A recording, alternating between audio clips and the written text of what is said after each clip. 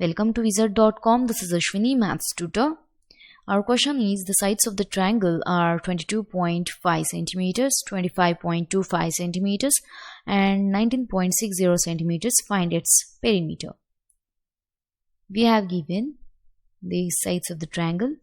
Let A equals to 22.5 centimeters, B equals to 25.25 centimeters and C equals to 19.60 centimeters.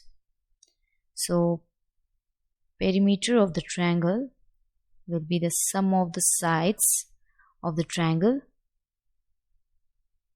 Perimeter of a triangle equals to A plus B plus C.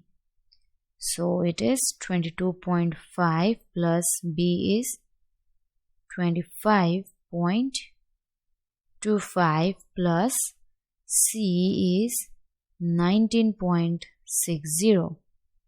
So sum of this three is 67.35 centimeters.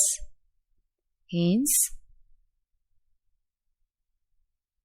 perimeter of a triangle is 67.35 centimeters.